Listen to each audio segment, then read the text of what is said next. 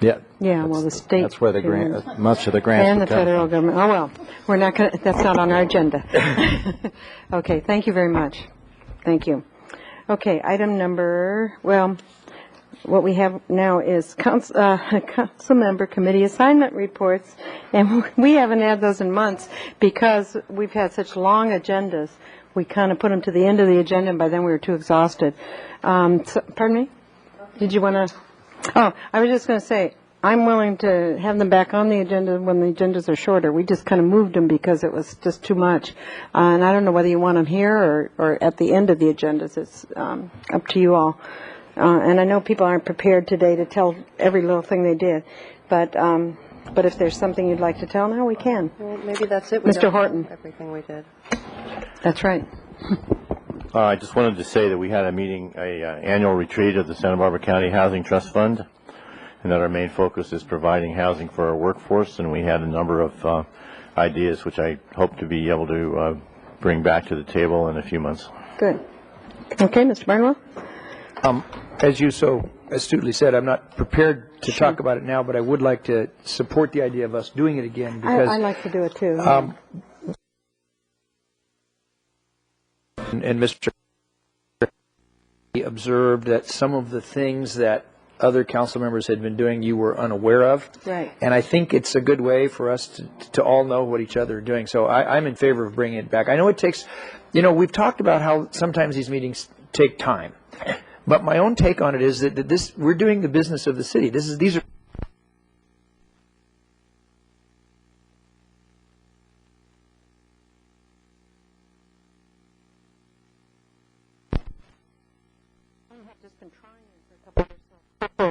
to get that feedback, and I agree with you. It's nice to hear what everybody's doing with respect to city business. Mr. Williams? Well, I just thought of two of them, and one is a couple of weeks back. We got to celebrate the 125th anniversary of continuous fire protection service in the city of Santa Barbara, and I thought that was pretty neat. So that's more years than most cities in California exist. Definitely than I have, and it was great. We had a lot of simulations. We had a lot of kids' activities out here in De La Guerra Plaza, and it was just a good opportunity for our firefighters to intersect with the public and increase the amount of knowledge, and a lot of fun for kids. Last week, we had the Youth Leadership Awards. As you know, I'm the liaison to the Youth Council, and it was just it's a good thing because when young people get into trouble, it's always news. And when they do great and selfless acts, it's almost never news, unfortunately. And this was a good way to highlight and recognize some of our young people for the community service that they are doing, their perseverance through difficult situations to continue to do well academically as well as serve their community. And so I tried to extend the council's support for that last week. No, I thank you for covering that because I was unable to go, but you were, as Mayor Pro Tem and also as liaison, you were there. And I heard they had a great time, so that's good. Ms. Falcone. Thank you. Well, I, too, am in favor of bringing back the item. I think it's very useful for the public to know what it is we've been doing, although I don't think it's necessary for us to talk about every fundraiser that we've been to for outside organizations. I do think that the liaison and the various other business of the city or of how it relates to the city is critically important, not only for us to know for each other, but also for the public to know what we're doing. And so I'm in favor of bringing it back in a more restrained sort of a way. Sure.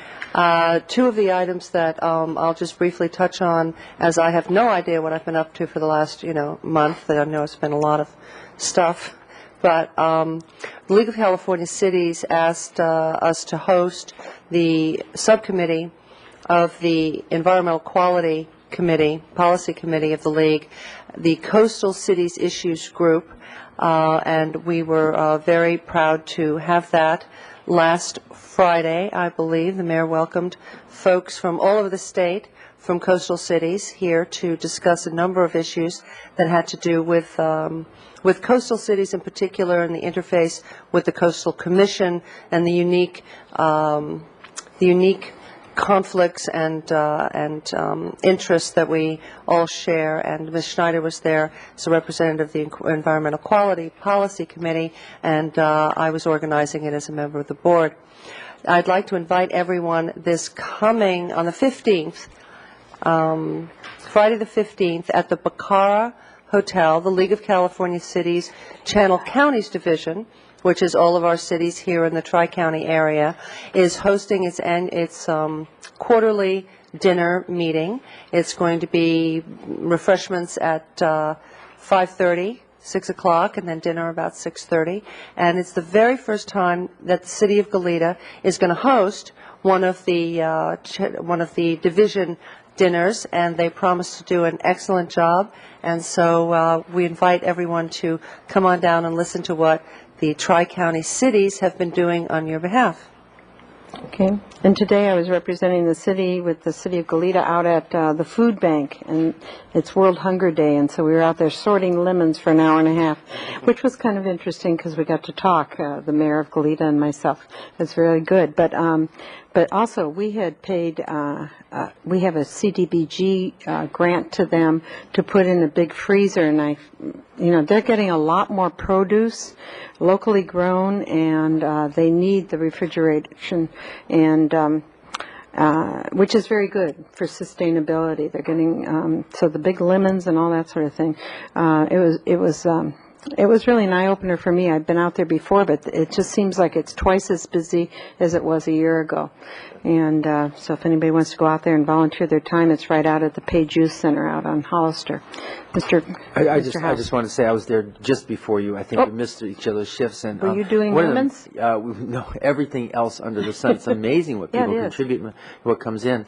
But it just reinforced once again for me the value of the community development block grant funds. And I know that that's an issue in Washington, D.C., and at every chance I get, I'm encouraging people to write our Congress people to encourage them to continue to bolster that funding. It really makes a difference, and today really reinforced that for me. Absolutely. Okay, thank you. We have one more item, but it's in closed session. Do you want to read that item, please? Item number 20, conference with real property negotiators, Maritime Museum. Okay, and then we'll adjourn from there. We don't anticipate anything to be reported out. Is that correct? That's correct, ma'am. Okay, thank you. And we'll see you next week.